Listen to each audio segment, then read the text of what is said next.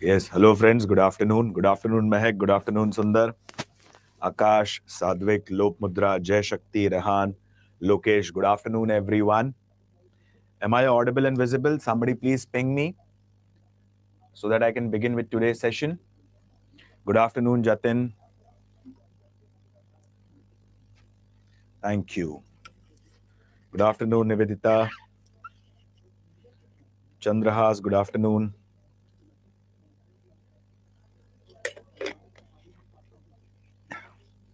Good afternoon, Milan. Okay, guys. Okay. Since a bit of fever and cough and cold, so I won't be able to raise my voice much more. Okay. So, in that case, just manage. I'll be like, health is not that okay, my friend Prathamesh.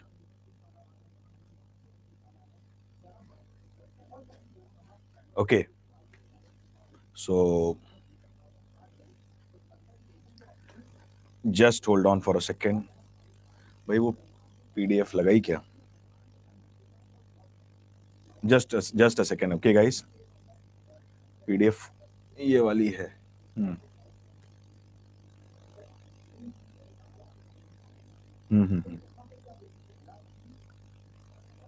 एक second वो PDF check कर लो. Just 1 minute. Just a minute, guys.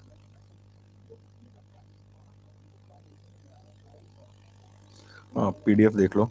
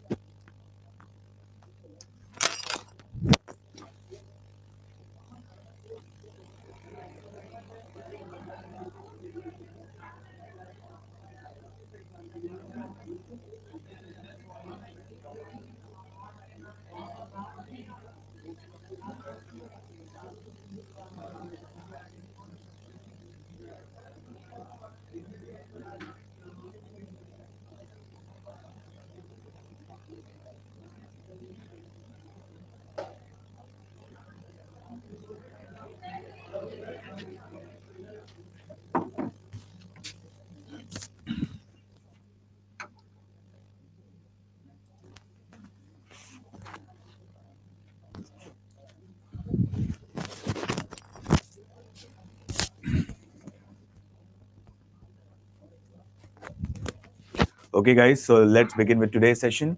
And before beginning the session, I'll do the same thing. Okay. Yes, Rehan, you have a question. The process of transition of San Kanikas from non-monarchical to neo-monarchical group began under which ruler? See, Rehan, this question, it specifically correlates to one thing. And this question majorly correlates to how a small clan or how small group, which was initially a tribe, turned down into a major kingdom. That is a question that has been asked here. Okay. So the question is how a tribe actually got converted from a normal clan to a big kingdom. This is what the question has been asking. Now, specifically, Rehan, is it in the context of ancient India? Is it in the context of medieval India? It completely depends. But I'll give you a very small example. There are many small such kingdoms which were initially a small republic or a Ganarajya. Later on, they got converted into huge Mahajanpad. One of the finest example I will give you, Vajji Mahajanpad.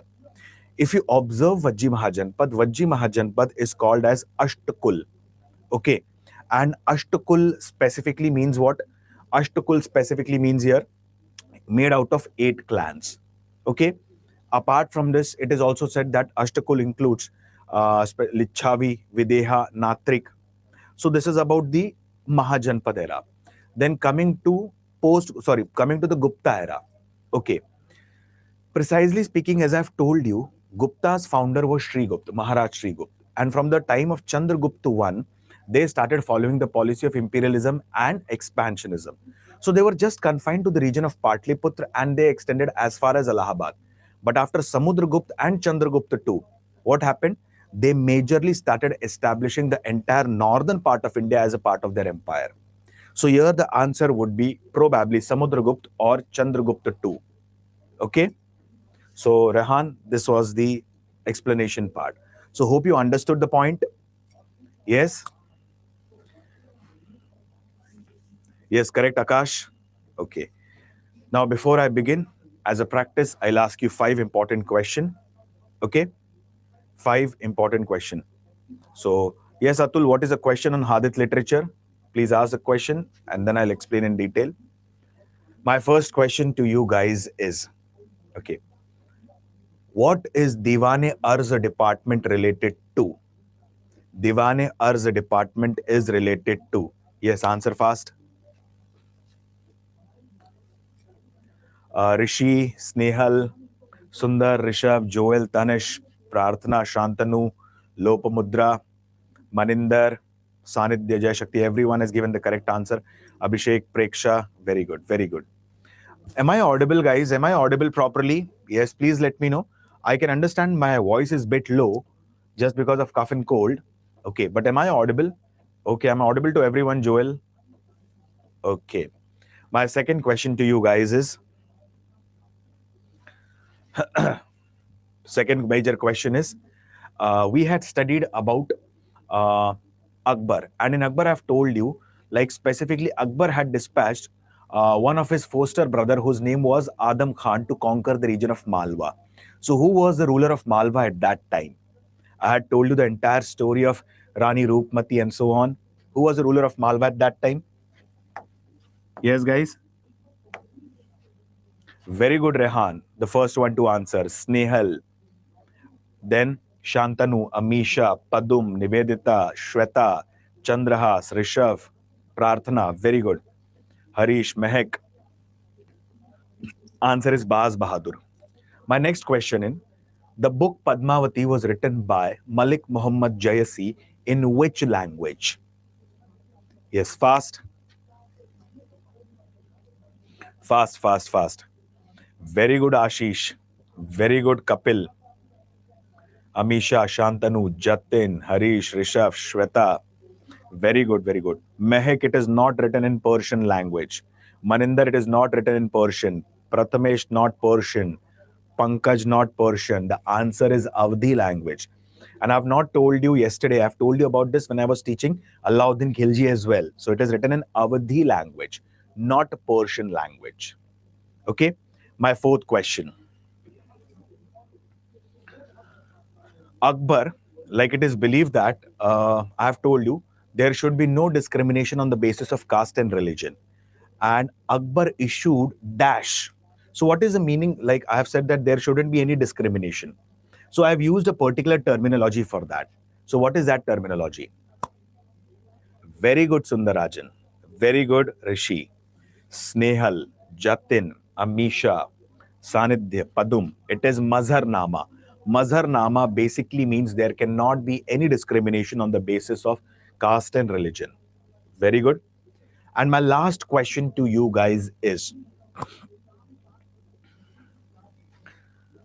I have told you about Battle of Haldi Ghati, which was fought in 1576. I've talked about another important battle which was fought in 1582, in which the Mughal forces were being defeated by one of the sons of Maharana Pratap. What is that battle referred as? Yes. Very good, Snehal. Very good. Ashish, Rahan, Sundarajan, Prarthana, Atul, Lopmudra, everyone. Ashirwad, Nivedita. Pankaj, you're wrong. It is not Battle of Bayana. It is Battle of Dever.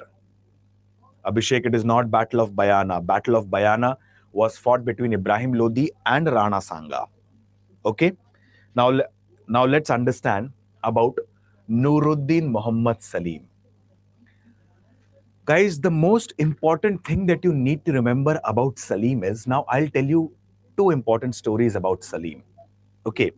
And why did Salim he asked Veer Singh Bundela, one of the rulers of Bundelkhand, to assassinate Abul Fazl, who was one of the Navratnas in the court of Akbar, and he was also one of the renowned historians of that time.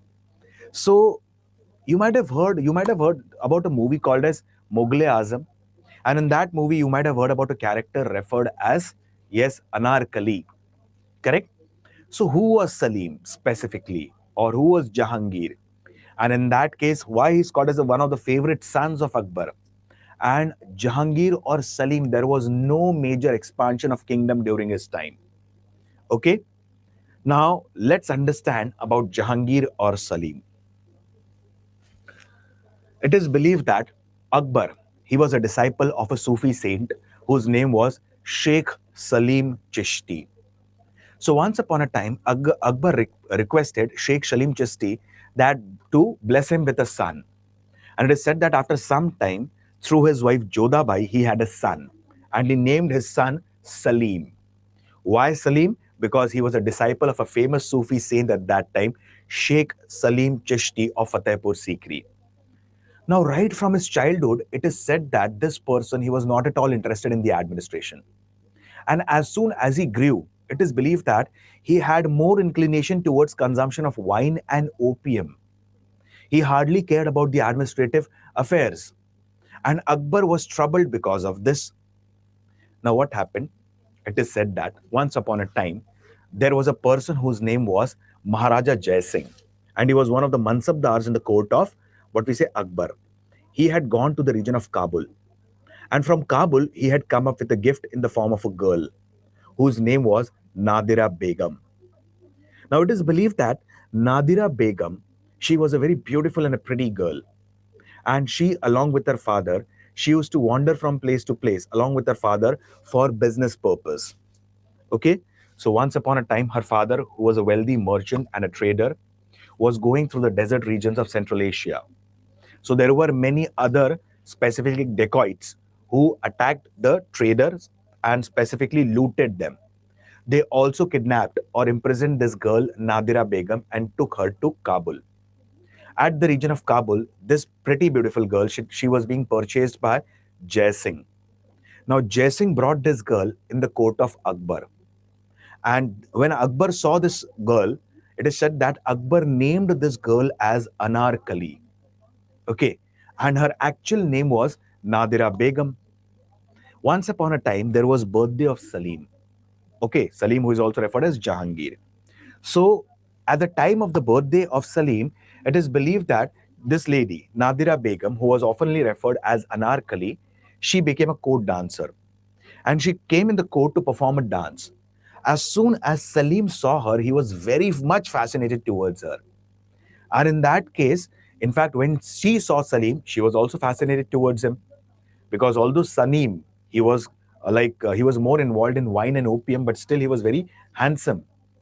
And she was very pretty.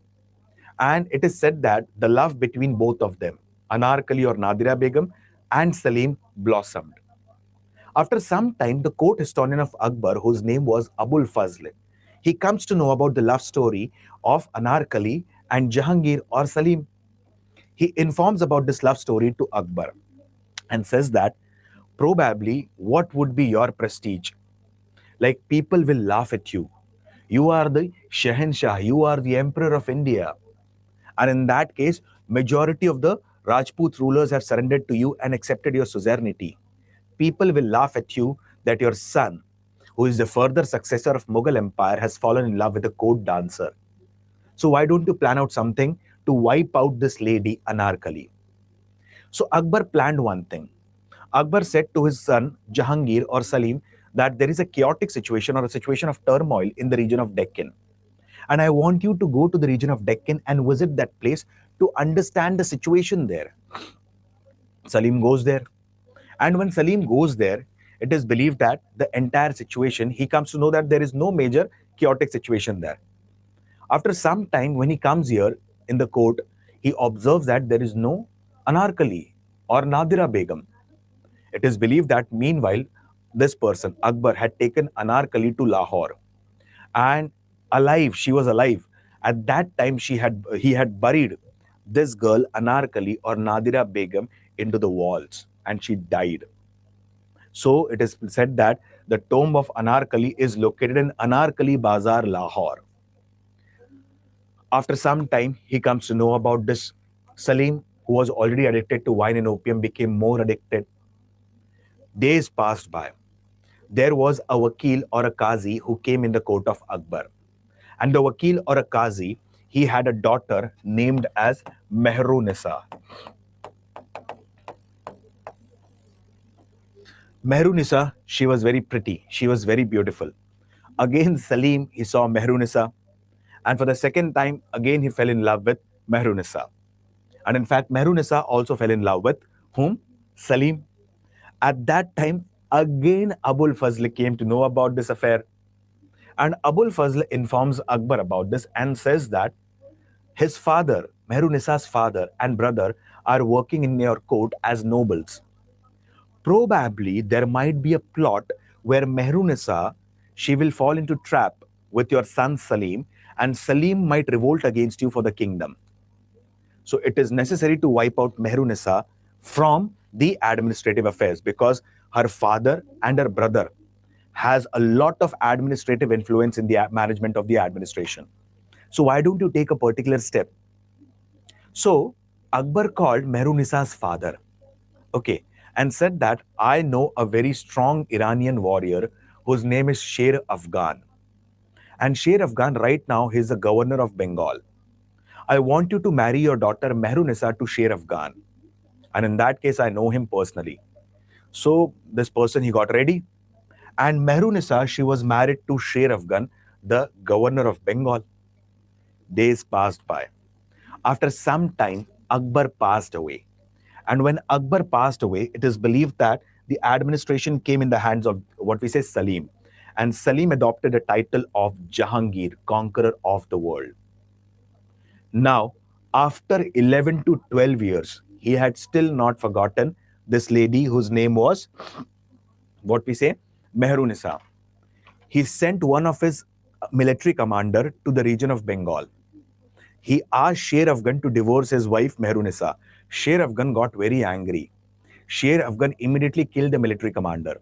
But in that case, single-handedly, he cannot kill many soldiers.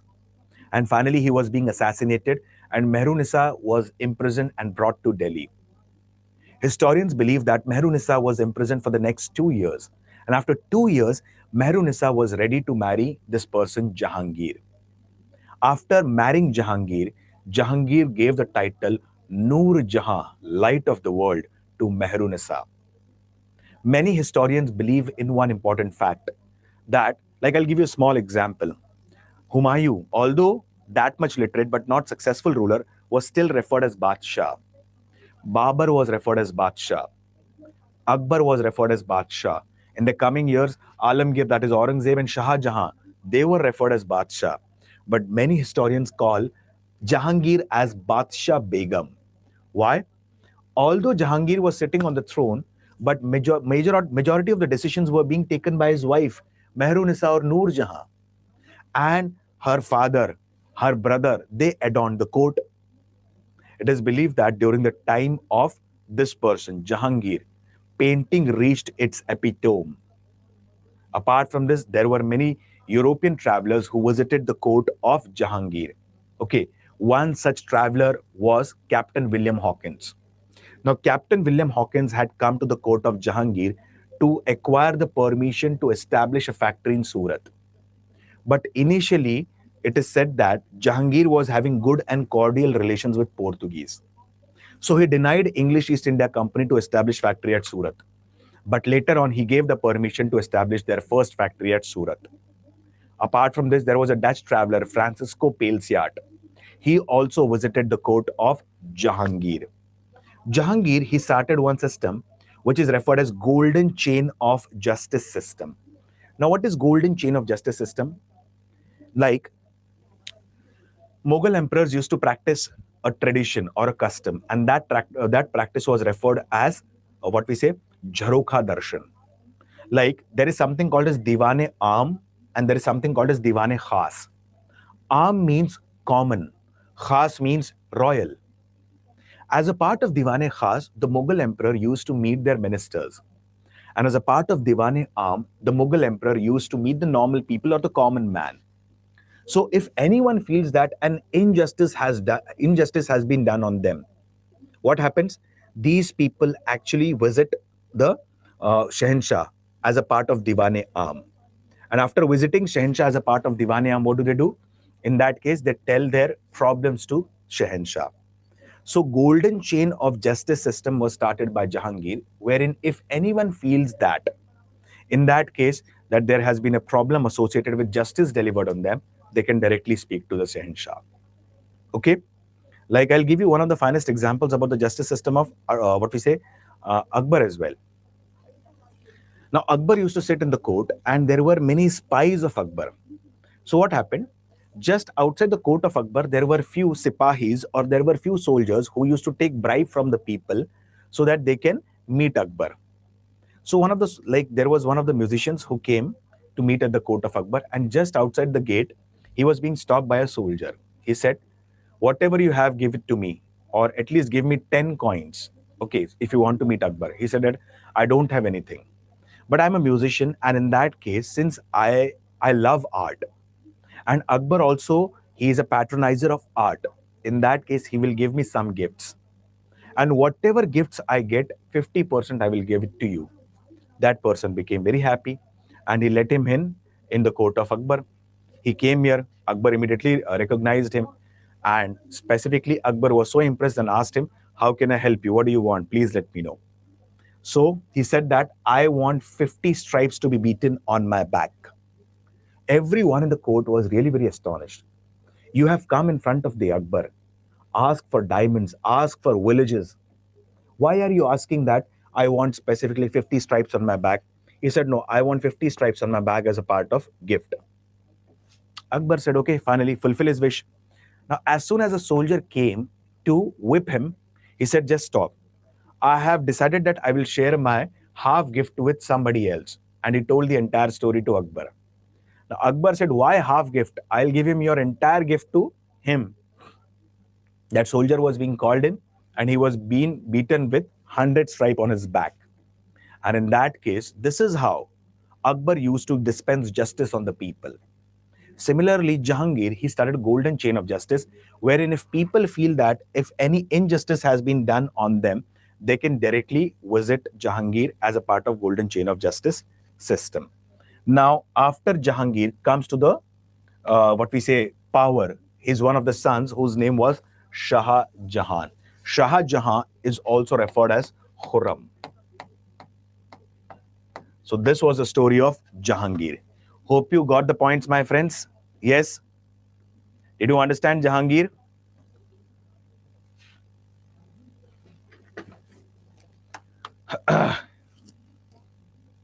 Yes, guys?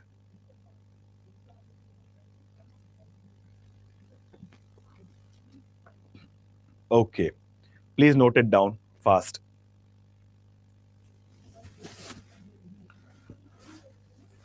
Jahangir's original name was Salim.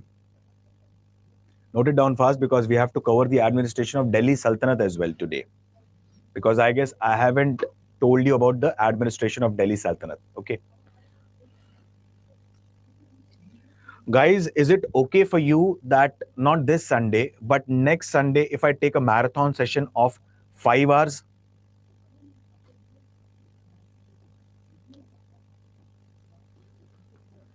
Yes, Pankaj. Okay, guys. Okay, thank you.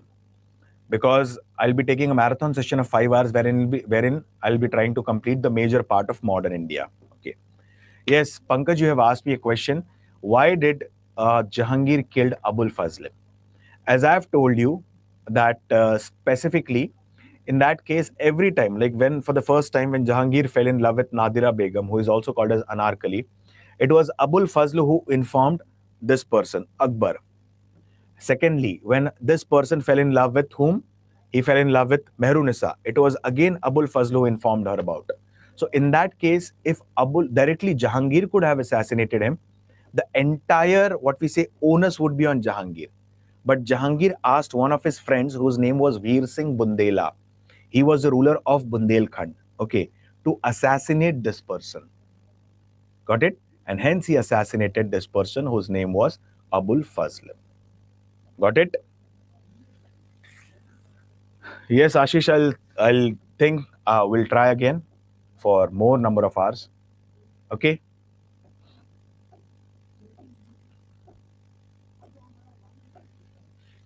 At that time, Jahangir was sent to the region of Deccan, Preksha. Okay. So please note down Jahangir.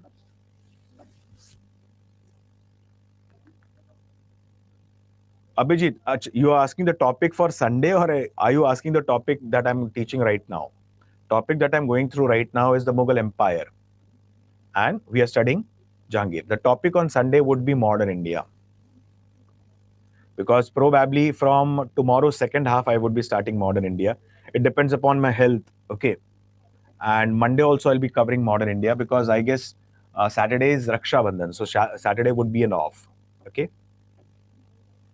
See, Sadhvik, historians have narrated another story, yes, that Akbar also was fascinated towards Anarkali, but we cannot authenticate that story until and unless it is written in certain book.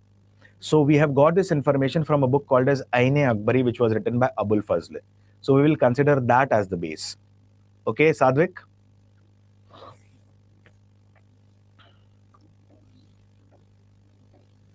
Now please note down Jahangir. Jahangir's original name was Salim.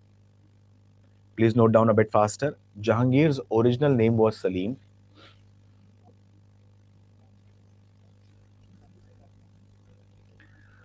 Salim was disciple, sorry, Akbar was disciple of a Sufi saint. Akbar was disciple of a Sufi saint, Sheikh Salim Chishti. Sheikh Salim Chishti.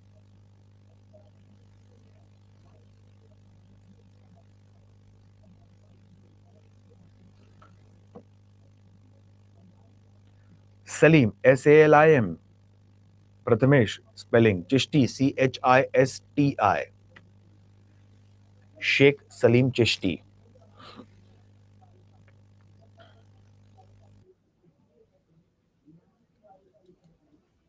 Okay. Then,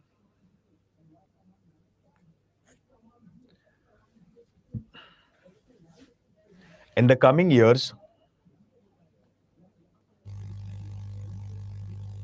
Akbar married Mehru Nisa. Akbar married Mehru Nisa to Sher Afghan. Sher Afghan, one of the military and Iranian commanders of Akbar in Bengal. One of the military and Iranian commanders of Akbar in Bengal.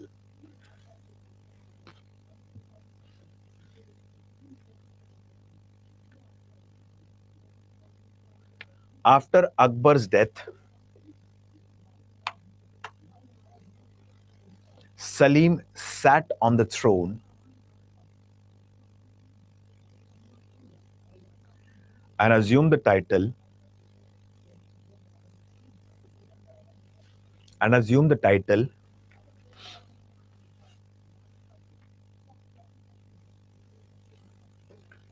Jahangir, conqueror of the world.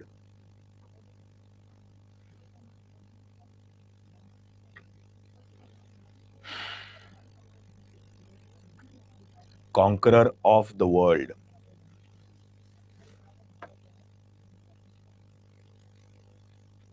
Around 1611, Jahangir killed Sher Afghan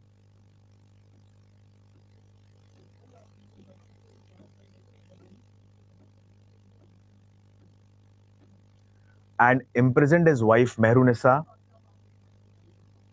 and daughter Ladli Begum. And imprisoned his wife Mehrunisa and his daughter Ladli Begum.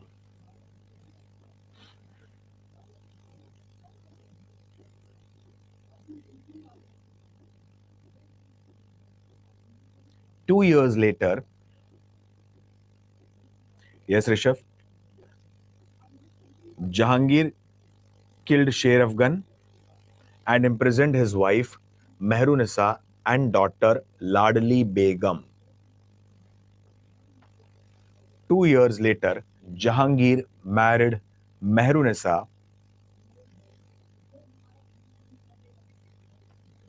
and referred her as Noor Jahan. And referred her as Noor Jahan.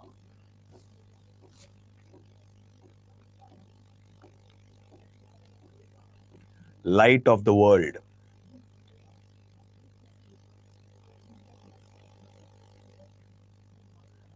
Jahangir patronized painters like Abdul Hassan,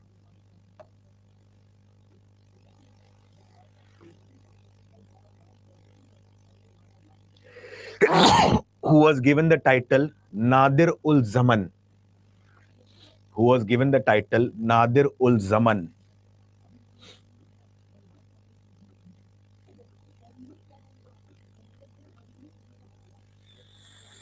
And another painter, Mansoor, who was given the title Nadir ul Asra.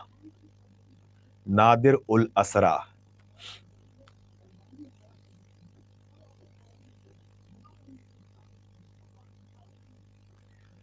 Jahangir started golden chain of justice system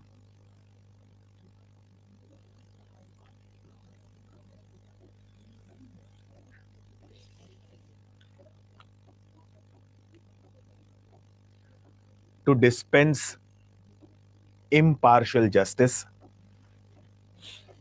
Jahangir started golden chain of justice system to dispense impartial justice.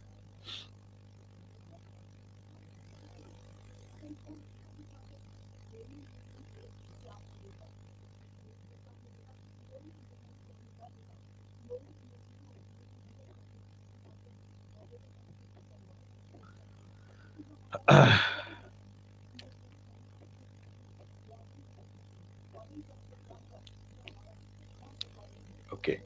Ashirwad, in simple words, like as I've told you, there was something called as Diwane Aam and Diwane Khas. Okay. And as a part of Jharokha Darshan, whenever the king used to come into Diwane Aam to meet the common man, so if anyone who has any discrepancies with the government, they can ring that bell. Okay. And when they ring that bell, they would be called upon the stage and they can ask the question. Okay. To whom they can ask the question, or they can raise their issue or complaint in front of whom? In front of the ruler. So this is how the golden chain of justice system worked. Okay, Ashirwad? Okay. Then please note down. Jahangir started Duhaspa in bracket 2 and Sihaspa in bracket 3. Like as I've told you, every Mansabdar had number of cavalrymen under him. Correct? So every cavalryman had to maintain at least 2 horses. So such cavalrymen who had 2 horses under them were referred as Duhaspa. And the cavalrymen who had 3 horses, they were referred as Sihaspa. So specifically Duhaspa and Sihaspa system. Okay. So Duhaspa basically mean what? Maintaining number of horses is 2. And Sihaspa basically means what? Maintaining 3 horses. So please note down. Jahangir started Duhaspa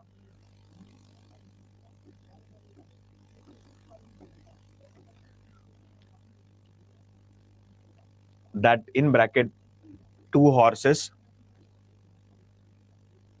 and Sihaspa system 3 horses. Okay, Ashish. Okay, you have visited Diwane Khas. Oh, that's great. And Diwane Aam. Yes, Fatehpur Sikri. Very good. Okay, Pratap, you have joined just now. No issues. Sadvik, you have question. What is the name of the father of Mehrunisa? It is Mirza Giyas Beg. Okay, Mirza Giyas Beg. Now note down. Just 1 or 2 pages. Jahangir, he died at Anarkali Bazaar, Lahore.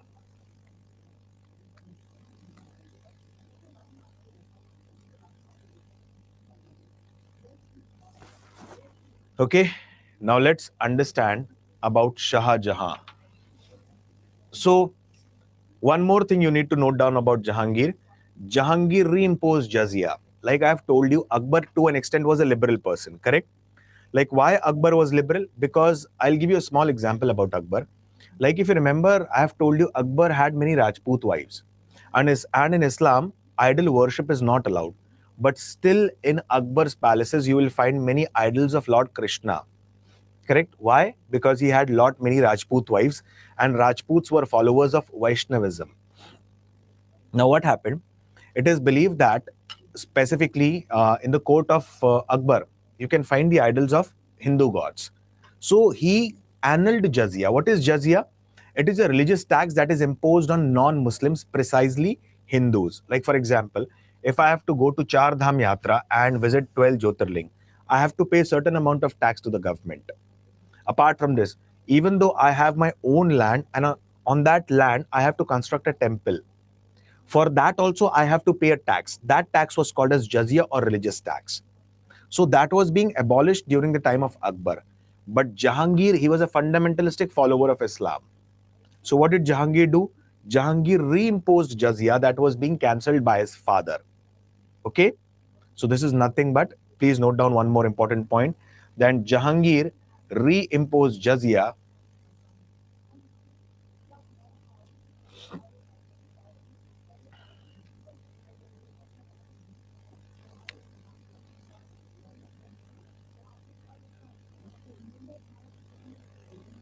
which was annulled by Akbar. Sadhvik, it was one of the specific. I'll tell you, one of the sons whose name was Khusro. He had revolted, and Salim initially had tried to revolt against his father, but he was not that successful. Okay, Sadhvik, please note down Shah Jahan.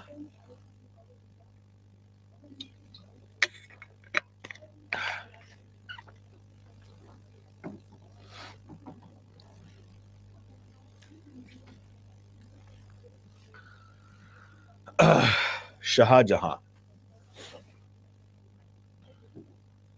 Listen to me carefully.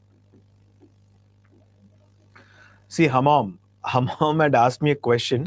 Sir, Akbar had how many wives? I'll give you one of the simple examples right now. Once upon a time, while teaching for the batch of UPSC, one student had asked me, Sir, like you have talked about Delhi Sultanate, you have talked about Mughal Empire, you have talked about Vijayanagar Empire in quite depth and detail. Okay. But why don't you speak about the royal family or the family lineage of the Mughals or the Delhi Sultanate rulers? I'll give you one of the small example, guys, through which you can analyze it. Okay. Bahadur Shah Zafar, he was considered as one of the last rulers of Mughal Empire. Correct? And Bahadur Shah Zafar had least number of wives. It is believed that he had 6 wives. Okay. And if I talk about Akbar, Akbar alone had more than 50 wives, precisely speaking 56 wives. These are documented in the books of history, precisely documented by Abul Fazl, who was contemporary historian of that time, in a book called as Akbar Nama or Aine Akbari. Okay, so in that case, there's no point in understanding about the whole family lineage or family tree.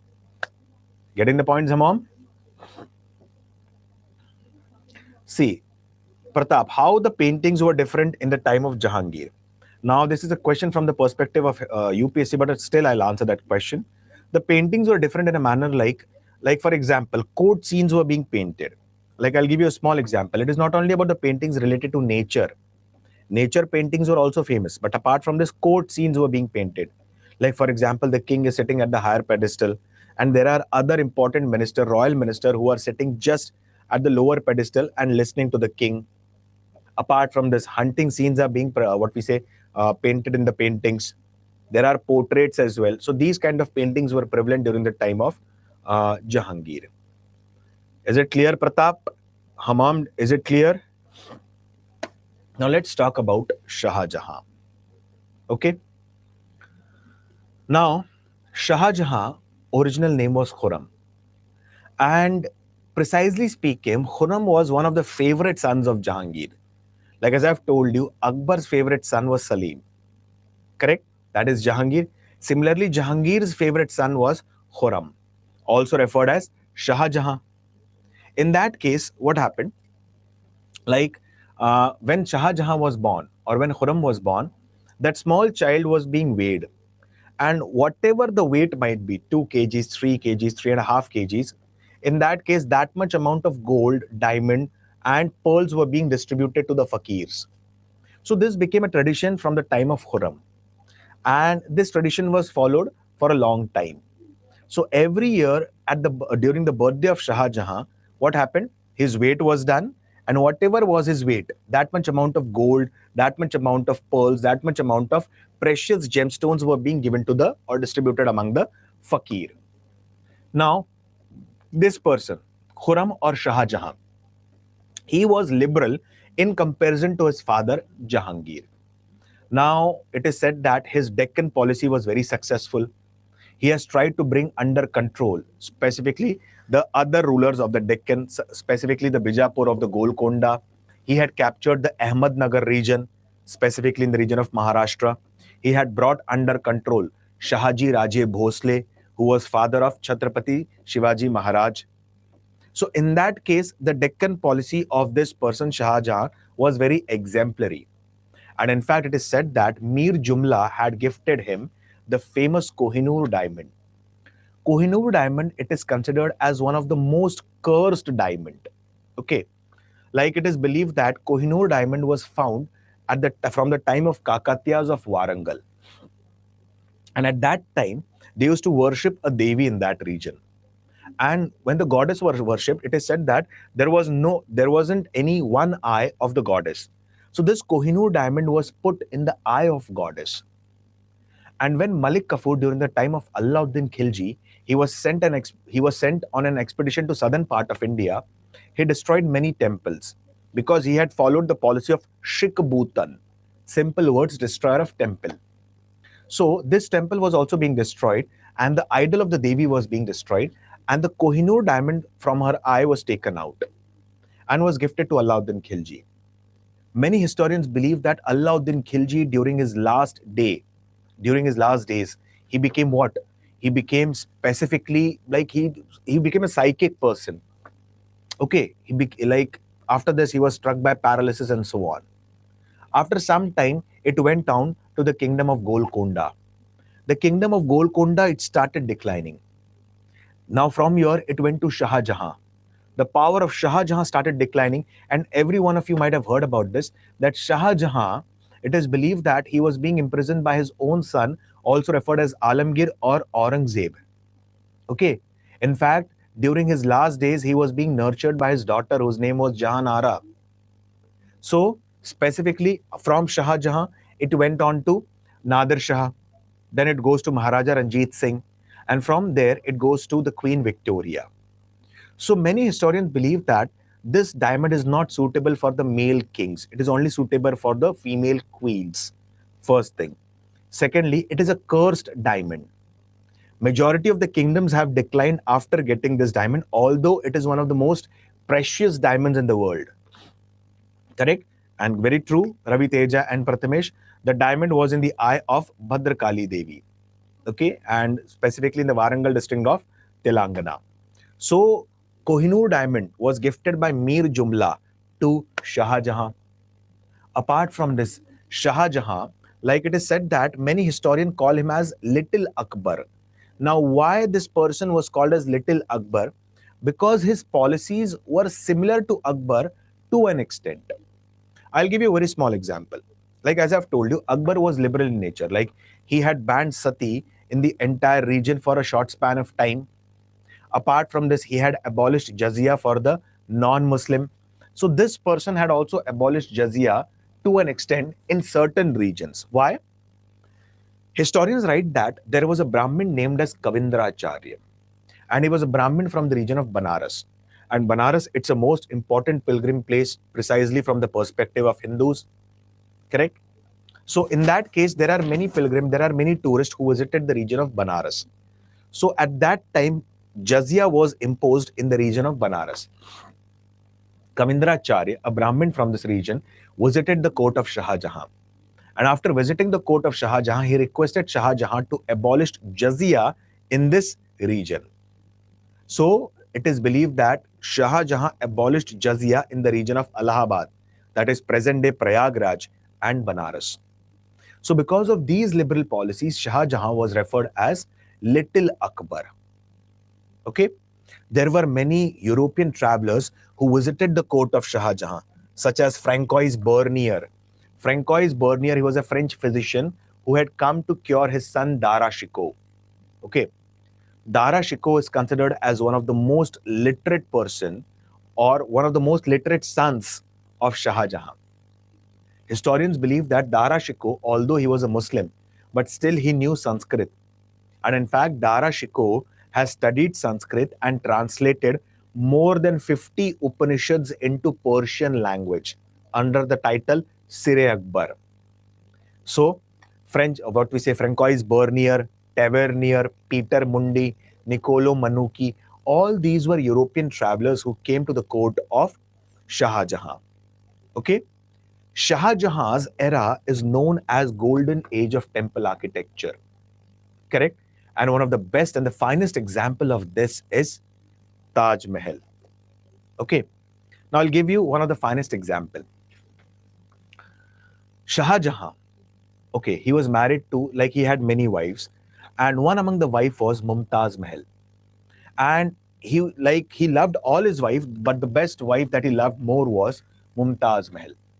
So once upon a time, Shah Jahan was on an expedition to southern part of India, precisely the region of Deccan. And his Deccan expedition was very successful. While coming back, his wife, whose name was Mumtaz Mahal, she was in the region of Burhanpur. Burhanpur, it is located in Madhya Pradesh. And she was delivering the 14th child of Shah Jahan. At that time, she passed away. Immediately, Shah Jahan comes to the region of Burhanpur and he felt disheartened that although his Deccan expedition was successful, but he has lost his beloved wife. Okay? Now, Shah Jahan, he was very fond of applying different perfumes. He was very fond of listening to the Sufi music, which is referred as Sama. So for the next 2 years, it is believed that he did not listen to any Sufi music. He did not, attended any Sama. He neither applied perfumes on his body. So the lady who was delivering, his wife Mumtaz Mahal, told Shah Jahan that when your wife was dying, she had a request. And she requested that her tomb should be one of the most beautiful tombs throughout the world. Now, Shah Jahan, he called the Lashkars, the traders, the merchants, the architects from different parts of the world to present him the best design of the construction of Taj Mahal. But he was not attracted by any of the designs. But one design fascinated him a lot. Why?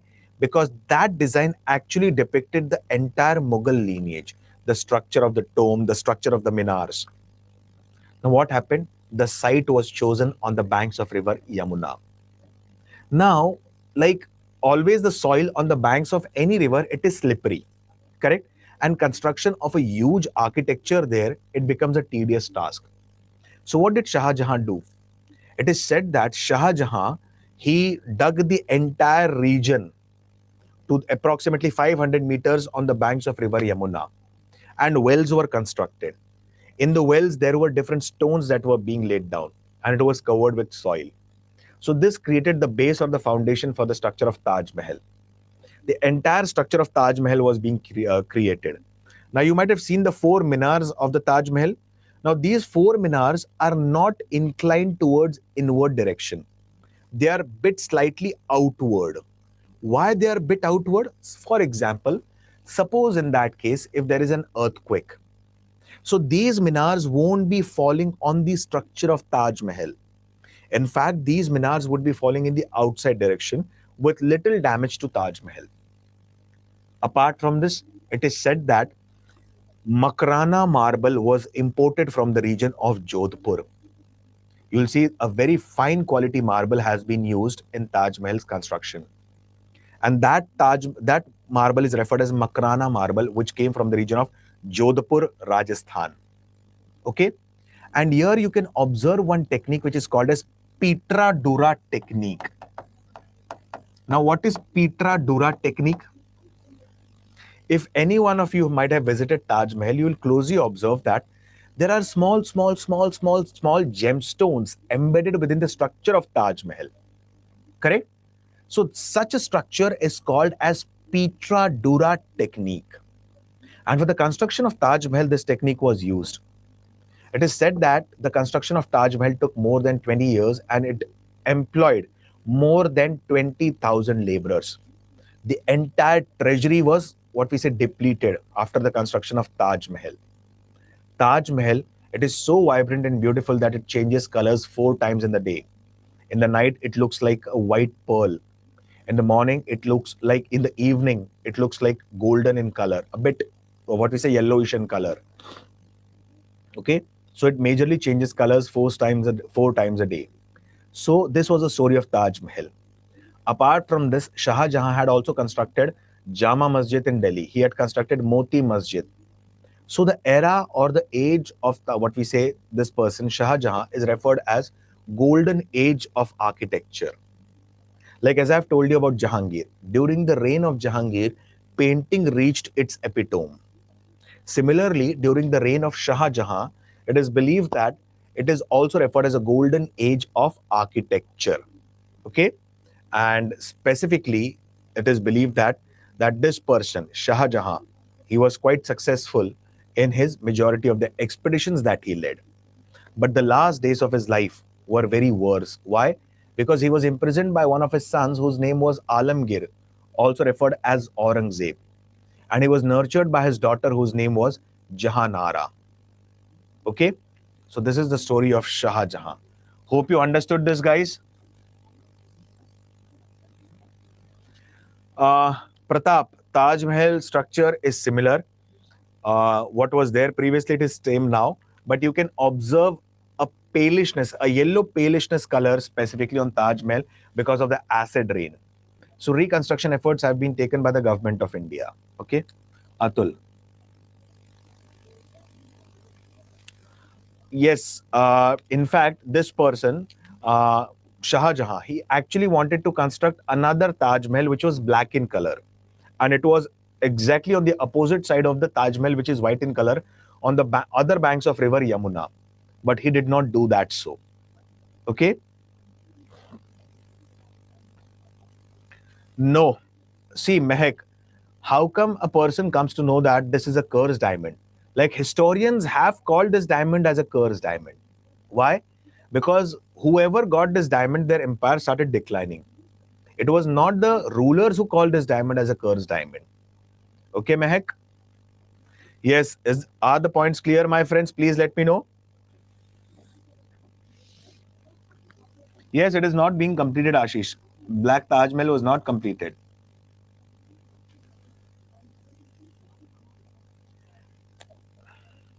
Yes, Hamam, what question do you have? Red Fort was also built. Yes, that's what I'm saying. Red Fort. Okay, apart from this, Jama Masjid, Taj Mahal, Moti Masjid, there are many constructions dedicated to Shah Jahan. Okay. Salim imposed jizya. It was abolished by his father, Akbar. Got it, Sadvik? Please note down, guys.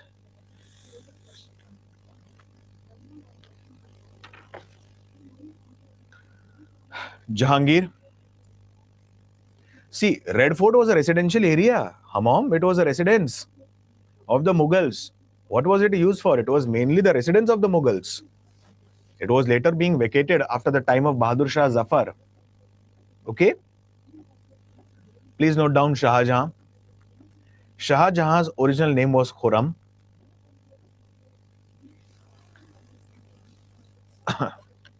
Shah Jahan's original name was Khurram.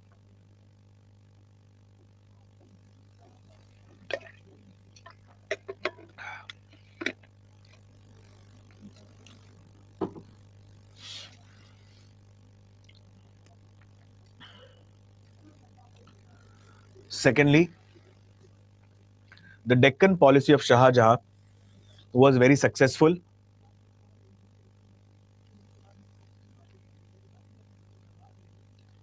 He had conquered the region of Bijapur of Golconda. He had conquered the region of Bijapur of Golconda and Ahmednagar.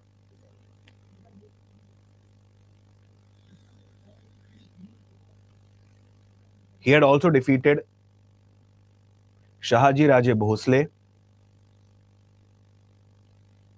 He had also defeated Shahaji Raje Bhosle.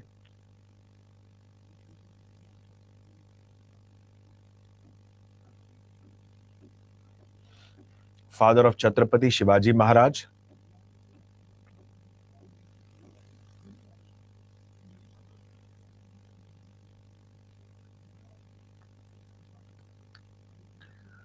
His court was visited by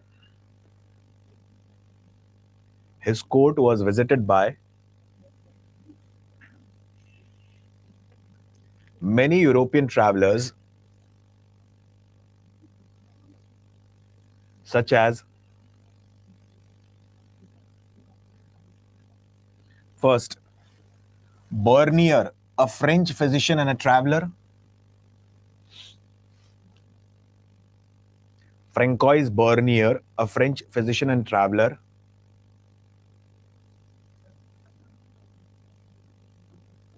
Who came to India to cure Prince Dara Shikoh.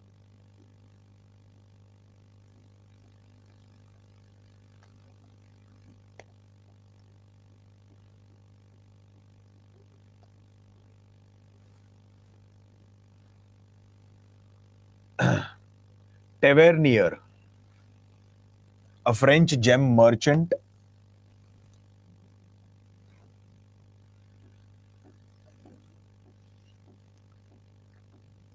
Peter Mundi,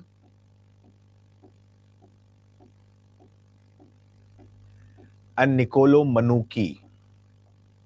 Peter Mundi and Niccolo Manucci.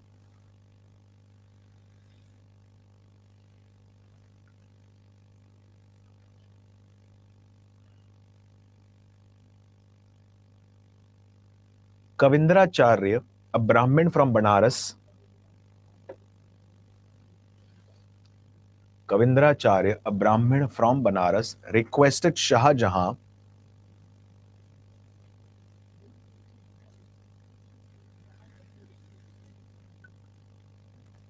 to abolish jizya in Allahabad and Banaras.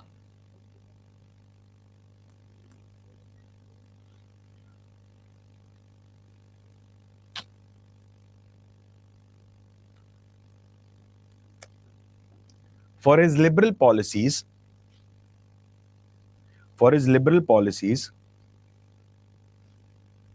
Shah Jahan is also referred as Little Akbar. Shah Jahan is also referred as Little Akbar.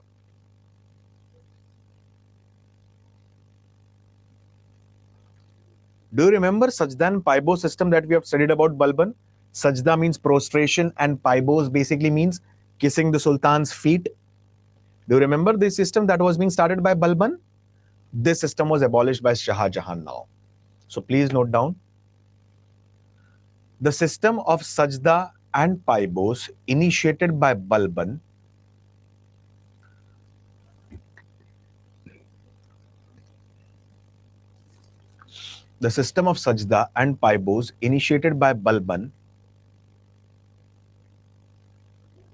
was abolished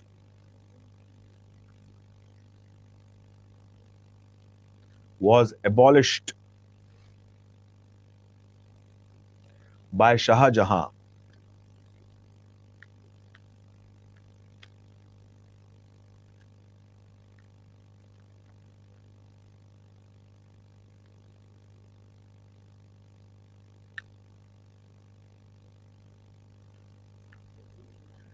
The age Shah Jahan shifted the capital from Agra to Delhi. Shah Jahan shifted the capital from Agra to Delhi.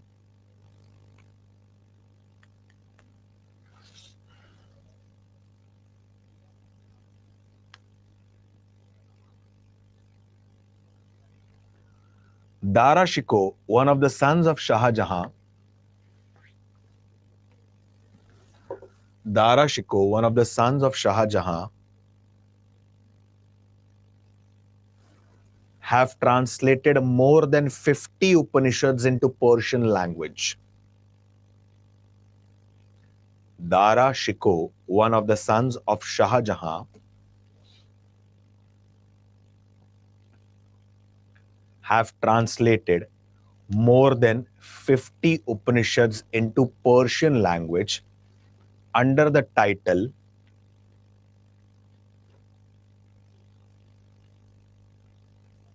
Sir-e-Akbar. Sir-e-Akbar.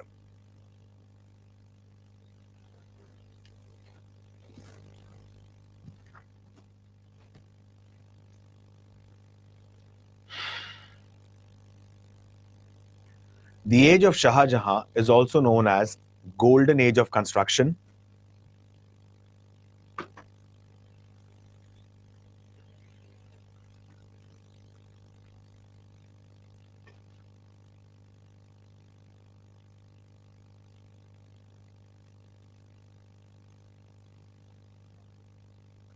He constructed the famous Jama Masjid,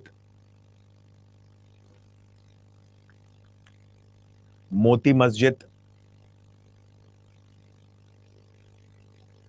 Red Fort,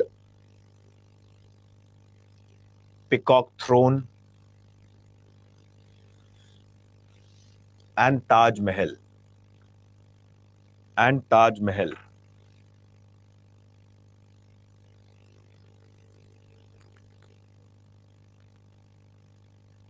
The famous Kohinoor diamond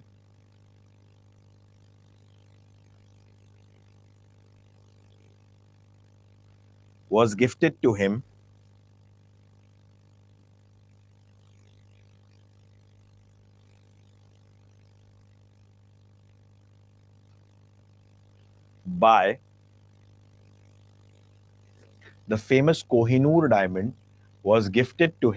by Mir Jumla.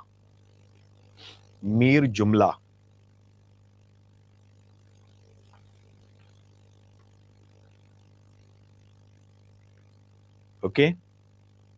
Now let's speak about Aurangzeb. We have to go a bit fast because I have to also tell you about the administration of Delhi Sultanate. I thought initially that I have spoken about this, but when I checked the PDF, I did not speak about the administration. Okay, now let's speak about Aurangzeb.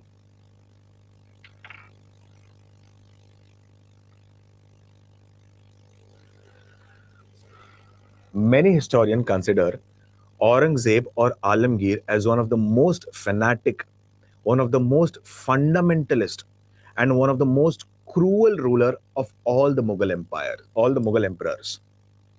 Okay, now it is said that Shah Jahan, he had 4 sons who were contender to the throne: Dara, Shuja, Murad Bakhsh, and Alamgir, among which the most competent one to sit on the throne was Dara Shikoh, and everyone, they wanted Dara Shikoh to sit on the throne. Why? Because he was literate person. Apart from this, he was also known for his liberal policies. As I've told you, Dara Shikoh, although a fundamentalistic follower of Islam, but still he studied more than 50 Upanishads and translated them into Persian language under the title Sir-e-Akbar. So what happened at that time, Dara Shikoh was one of the favorite sons of Shah Jahan. And Alamgir or Aurangzeb, he was made as the governor of Aurangabad, presently called as Chhatrapati Sambhaji Nagar, which is located in Maharashtra. Now what happened further? Now, during the last days of Shah Jahan, he fell ill and he was taken care by his daughter Jahanara. At that time, there was a news that the entire kingdom would be given to Dara Shikoh. And this was not liked by Aurangzeb at all. And Aurangzeb wanted to acquire the throne at any cost. So it is believed that a fierce battle was fought between whom? The Aurangzeb and Dara Shikoh. And that battle is referred as Battle of Dharmat, which was fought near Ujjain in Madhya Pradesh, precisely the region of Malwa. And in that battle, it is said that Dara Shikoh was being defeated and imprisoned by Aurangzeb. Apart from this, this person, Aurangzeb, also imprisoned his father, Shah Jahan. Finally, his brother, Dara Shikoh, was being killed, and Alamgir declares himself as the ruler in the name of Aurangzeb.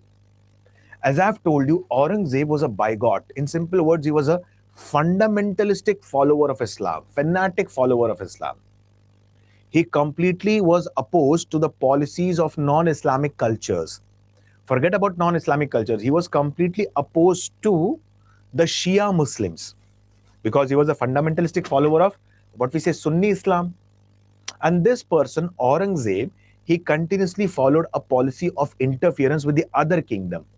He interfered with the Satnamis. He interfered with the Sikh. He interfered with the Jats. He interfered with the Rajput rulers. He interfered with the Marathas. It is believed that, in fact, the ninth Guru of the Sikh, Guru Tegh Bahadur Ji, was being executed on the orders of Aurangzeb. Like Aurangzeb, many of the historians, many of the people at that time called Aurangzeb as a Zinda Peer. Peer means a Guru. Why he was called as a Zinda Peer or a living saint? Because historians believe that this person, he was fond of calligraphy and what we say weaving woolen clothes. And after weaving woolen clothes or after writing good verses of Quran in a different calligraphic style, he used to auction them. And whatever money was accrued, it was used for his personal expenses.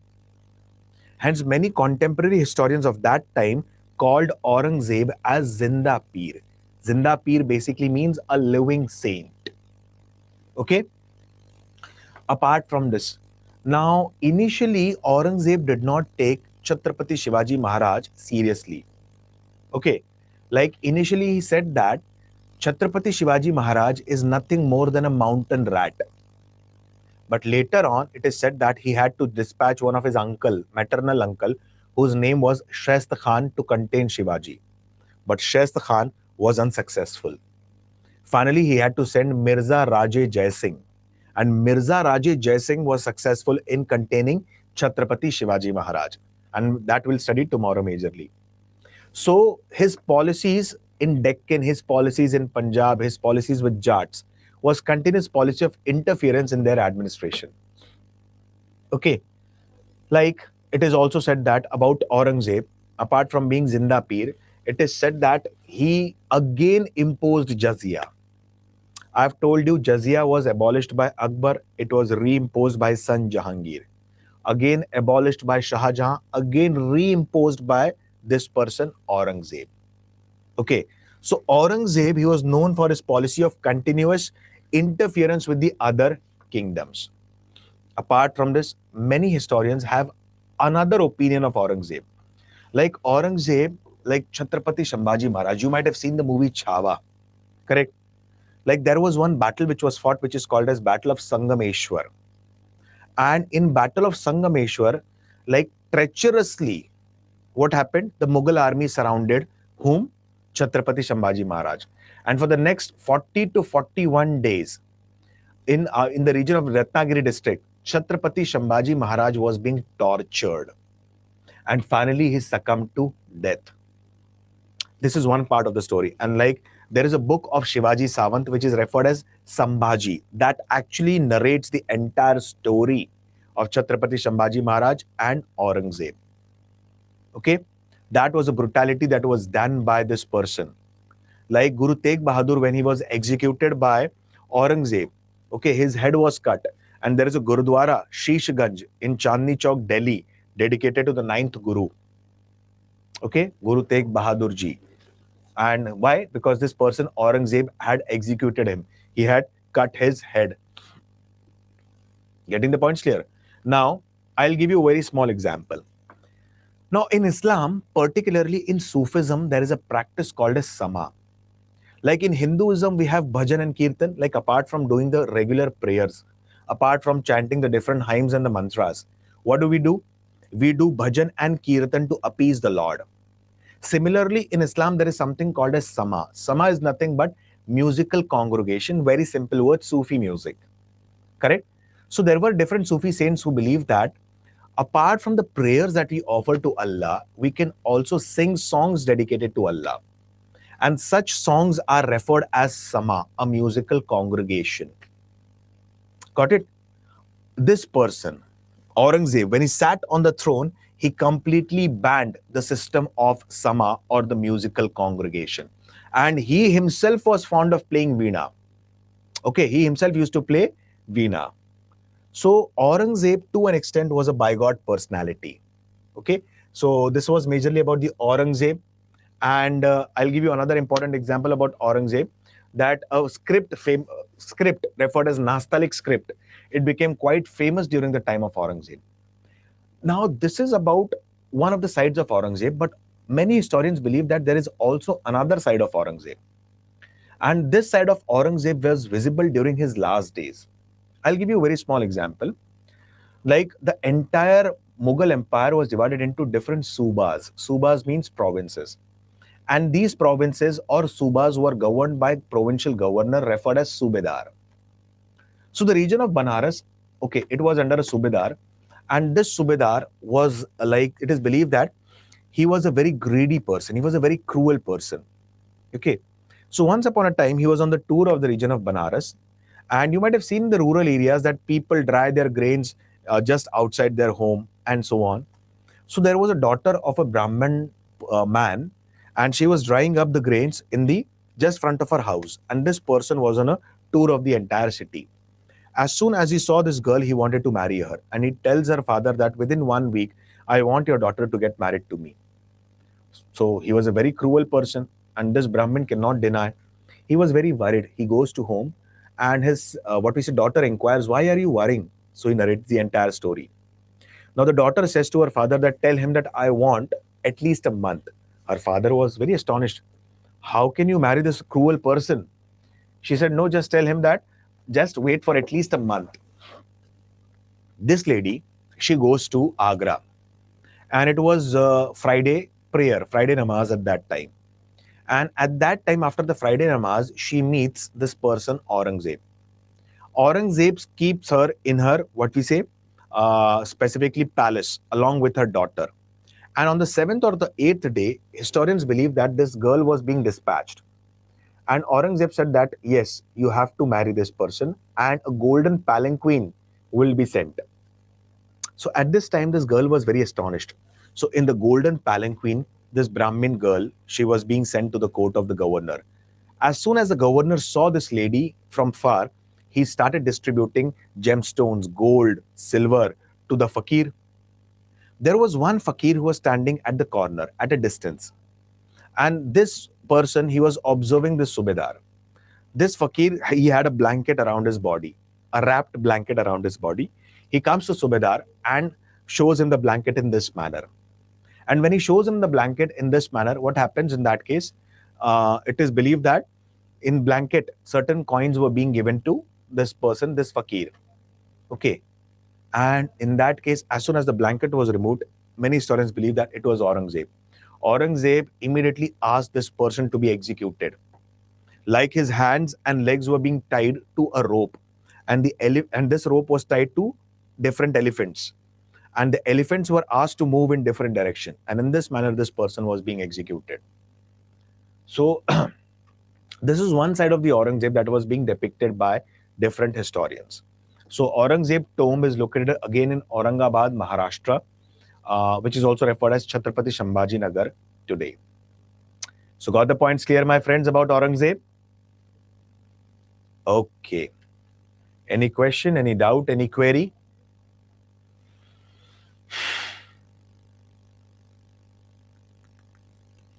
Okay. And one more thing that you need to remember, there was a French person whose name was Francis Caron. Francis Caron, he was what we say, an officer of the French East India Company. He visited the court of Aurangzeb and he got the permission to establish his factory at Surat.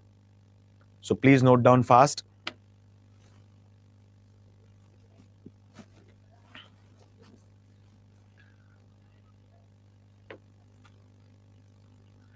Zinda Peer.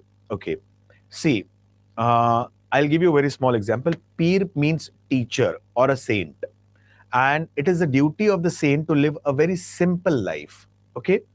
So the contemporary historians at that time write that Aurangzeb used to live a simple life. And how used to live a simple life?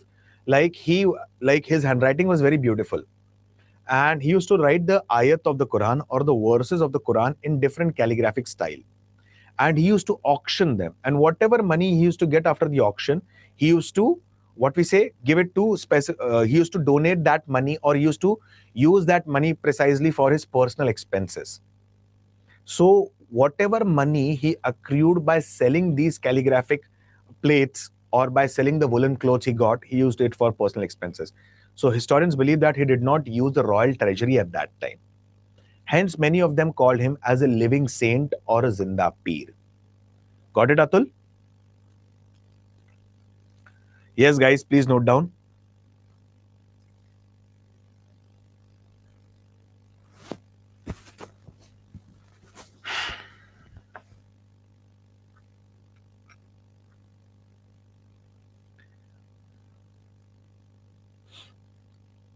Aurangzeb was also referred as Alamgir. Aurangzeb was also referred as Alamgir.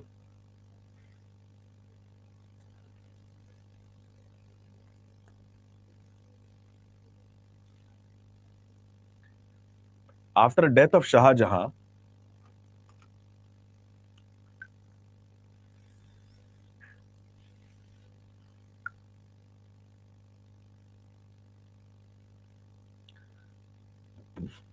there were 4 contenders to the throne.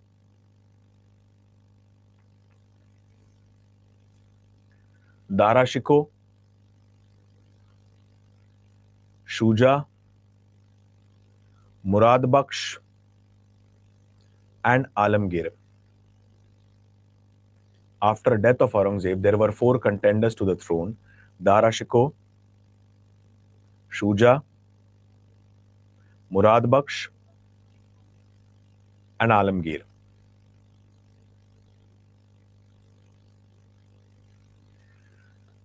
Battle of Dharmat was fought near Ujjain.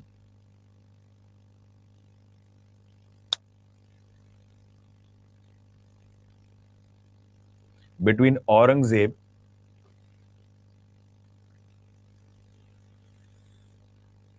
and Dara Shikoh.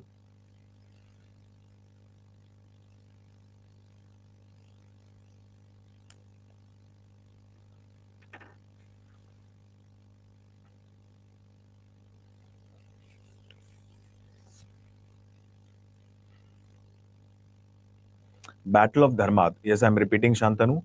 Battle of Dharmat near Ujjain was fought between Aurangzeb and Dara Shikoh.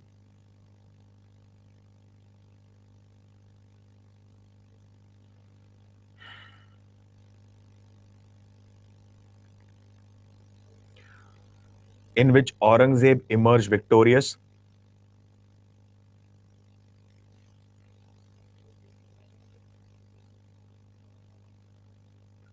Aurangzeb followed the policy of interference. Aurangzeb followed the policy of interference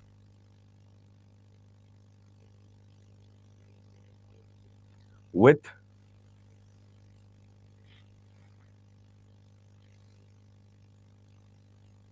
Rajputs,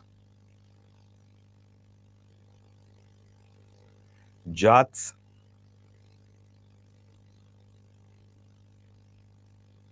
Rajputs, Jats, Sikh, and Marathas.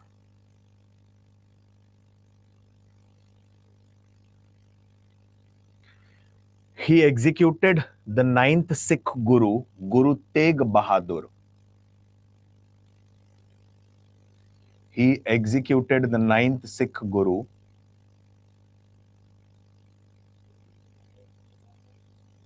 Guru Tegh Bahadur.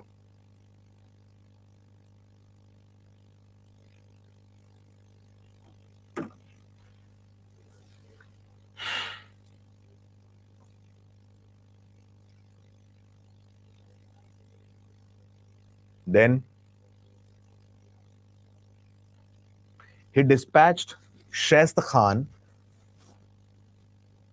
He dispatched Shaist Khan and Mirza Raje Jai Singh to control Marathas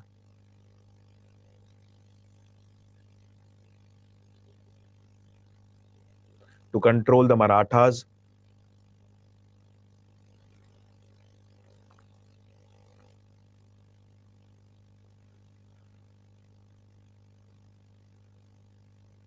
then he banned Sama, that is musical congregation. Rishabh, Shaist Khan and Mirza Raje Jai Singh. Then he banned musical congregation called as Sama.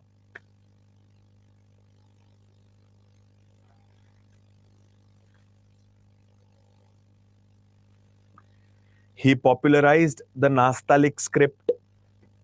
He popularized the Nastaliq script.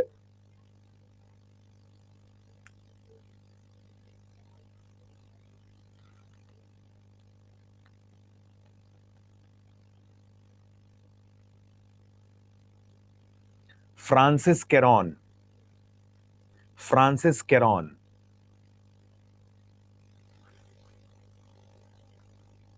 of FEIC, French East India Company. Francis Caron of FEIC, French East India Company, was given the permission to trade in the region of Surat.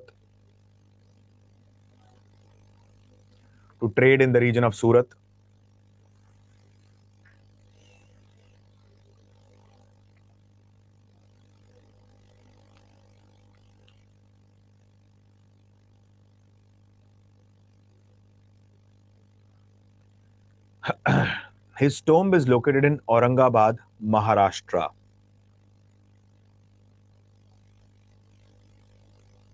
Before that, one more point. Many contemporary historians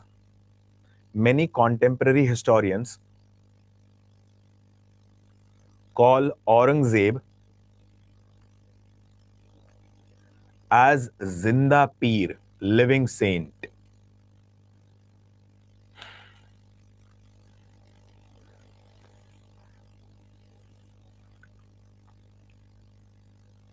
And now, right, his tomb is located in Aurangabad, Maharashtra.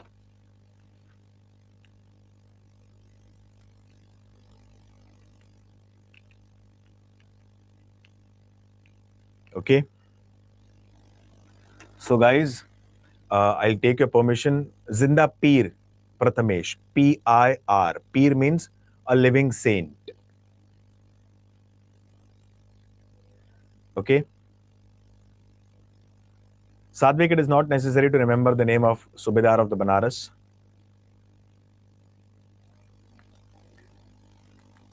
Yes. Shivani, he banned Sama, a musical congregation. He banned Sama, a musical congregation.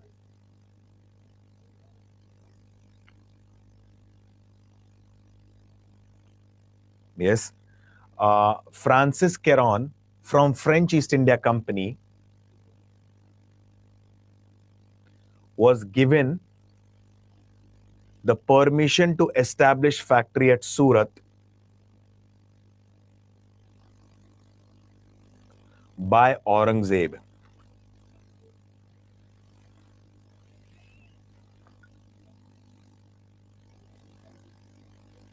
No, Sadvik, he was not killed for donating what we say the jewels. He was killed basically for the brutal act wherein he is forcing the people or where he's forcing the girl to get married to him. He was killed for that. Okay, Sadvik? So guys, due to health issues, I'll stop for the day till here. And tomorrow, if the health is good, I'll be continuing and I'll be continuing with Marathas. Okay? And so tomorrow I'll be taking care of the Marathas and we'll be studying with the Marathas and the administration of Mughals and the Delhi Sultanate at that time. Okay, guys, hope is it fine with you? Because the health is not supportive in that case. It depends even tomorrow if the health is not supportive. So let's see what happens then. but still I'll try that. I'll take the best care of it. Okay, guys, thanks a lot for the cooperation. And with this, I'll stop my session for today and see you guys very soon. Sadhvik, Battle of Haldi Ghati was fought between Maharana Pratap and Mughal forces, and the books of history has mentioned that Maharana Pratap lost the battle. And Battle of Dever was fought between Amar Singh and Mughal forces. Amar Singh was son of Maharana Pratap, in which his son emerged victorious. That is the major difference. Okay, Sadhvik? Okay, guys, I will stop my words for the day. See you guys tomorrow. Thank you and have a wonderful day. Okay? Shivani, you searched my history course for UPSC. Okay. See, directly you search, like if you want to search on the Telegram channel, my personal Telegram channel, you can search history underscore Alok Ojha. One thing. And if you want to search about the course, you can directly call the team. Okay. If you watch any of the videos on YouTube of mine, you will see there Alok Live as the code, and there you can also get specifically about the course structure, course fees, and the phone number. You can directly call on that phone number and you can get the entire knowledge about the courses of mine of history. Okay, Shivani? So, in that case, if anyone is interested for going for UPSC, they can directly contact on that number that is flashing on the screen. Okay, it is available on YouTube, or you can directly call up the team and you can use the code Alok Live. Okay?